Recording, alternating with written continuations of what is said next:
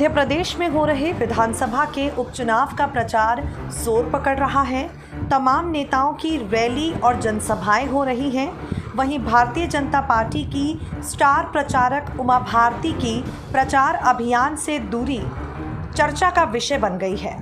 आपको बता दें, राज्य में 28 सीटों पर विधानसभा उपचुनाव होने हैं, जिसके लिए 3 नवंबर को वोटिंग होगी।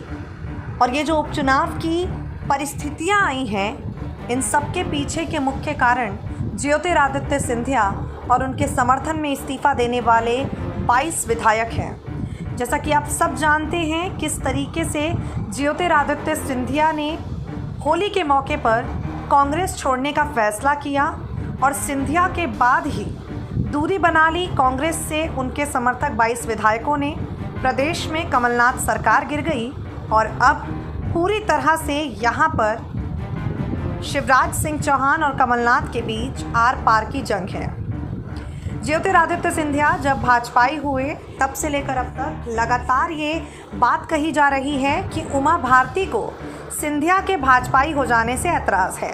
या पार्टी में सिंधिया उनके समर्थकों की जो पूछ अचानक से बढ़ गई है, हर बार जो तवज्जो सिंधिया उनके समर्थकों को भारतीय जनता पार्टी में दी जा रही है, इससे उमा भारती को ऐतराज़ है।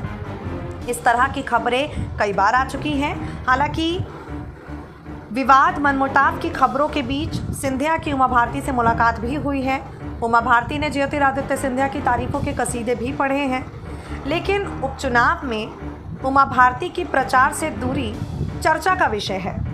भाजपा ने स्टार प्रचारकों की सूची में जिन नेताओं को शामिल किया, उसमें पूर्व केंद्रीय मंत्री, मध्य प्रदेश के पूर्व मुख्यमंत्री उमा भारती का नाम प्रमुख है।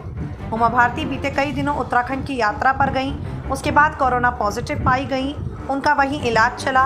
इन दिनों उत्तराखंड में गंगा नदी के किनारे स्वास्थ्य लाभ उठा रही हैं। चुनाव प्रचार में पार्टी और उम्मीदवार उमा भारती की ज़रूरत महसूस कर रहे हैं, क्योंकि उनकी कई वर्गों में खास पकड़ है।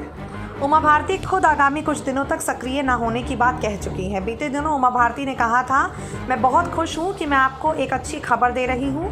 भगवान की दया से अभी 20 दिनों तक जिस डॉक्टर की टीम ने मेरी देखभाल की, उन्होंने मुझे पूरी तरह से स्वस्थ घोषित किया है। मेरी कमज़ोरी को पूरी तरह ठीक होने में अभी 10 दिन लगेंगे। आगामी 25 अक्टूबर तक स्वास्थ्य लाभ लेंगी। इस तरह राज्य में होने वाले विधानसभा के उपचुनाव के लिए उमा भारती ज़्यादा समय नहीं दे पाएंगी।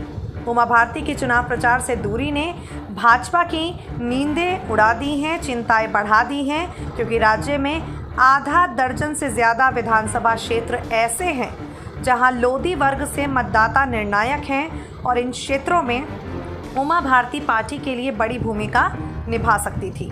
अब इस पूरे मामले पर राजनीतिक विश्लेषकों का मानना है, भारतीय जनता पार्टी में ज्योतिरादित्य सिंधिया को, उनके समर्थकों को जिस तरह से तवज्जो दी जा रही है, उससे उमा भारती का पार्टी के भीतर लगातार सियासी कद कम हो रहा है। वो अब तो राष्ट्रीय स्तर की पदाधिकारी भी नहीं है। उपचुनाव ऐसा मौका है जब बगैर कुछ कहे अपना रुख पार्टी के सामने वो रख सकती हैं। इसलिए इस अवसर का सियासी लाभ उमा भारती उठाना चाह रही हैं। भाजपा में उमा भारती उन नेताओं में हैं जो अपनी नाराज़गी जाहिर करने में कभी पीछे नहीं रहते। जब भी मौका मिलता है उसे जाहिर करते हैं। फिलहाल उमा भारती कुछ ऐसा ही करती हुई, ऐसे ही संकेत देती हुई सुनाई पड़ रही हैं। SPN 9 न्यूज़ रूम की रिपोर्ट।